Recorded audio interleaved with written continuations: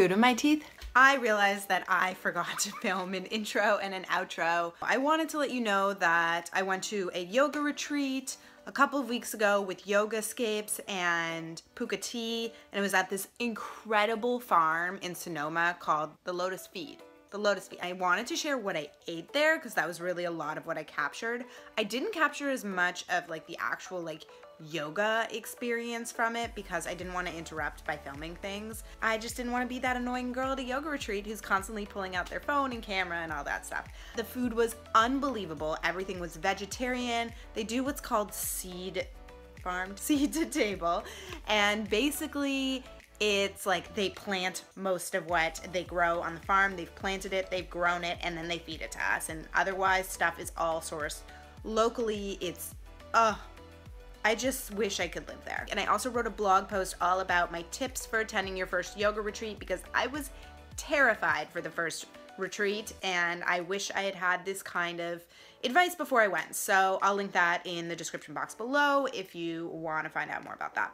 But yeah, let's jump in. I'm going to show you what I ate on a yoga retreat.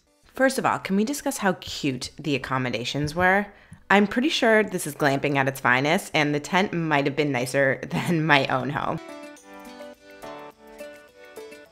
So after we had our initial introductions and yoga session, we kicked off our first meal with a deconstructed bibimbap platter, some veggie summer rolls, a kale salad, and a delicious miso soup with tempura squash blossom.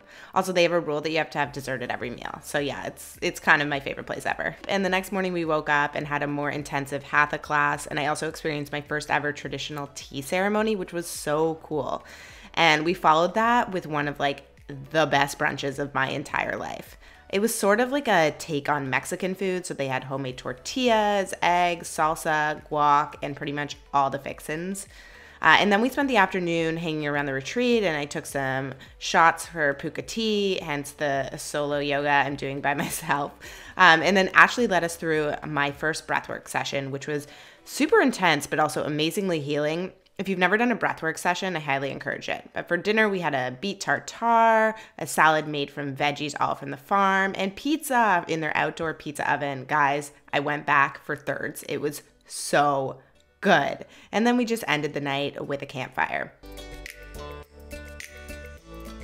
The next morning, we wrapped things up. We did a closing meditation and a yoga session before all crying tears of sadness because it was our last meal at the farm. They kind of made a mishmash of everything and it was so, so good. I can't even explain what everything was because it was so delicious. It was just the perfect way to end an incredible, incredible weekend. So that's it, guys. I hope you enjoyed seeing what I ate on a yoga retreat, and if you're salivating, I don't blame you because that's how I felt the entire weekend.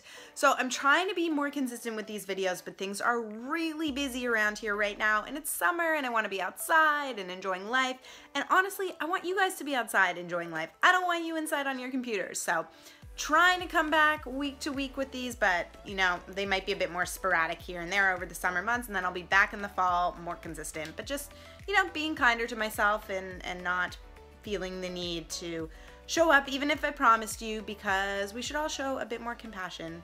You know, when we just like can't follow through on things. It happens. It happens to the best of us. That's all I've got for you today. I hope you enjoyed this video. If you did, give it a thumbs up. Comment below letting me know if you've been to a yoga retreat, because I would love to add your advice to the blog post I wrote, or where you might want to go on a yoga retreat. And make sure you subscribe to the channel if you haven't already. That way you know when a new video is live and you don't miss any, because clearly I'm inconsistent about it. So that's all I've got for you today. I will talk with you soon. Bye, guys.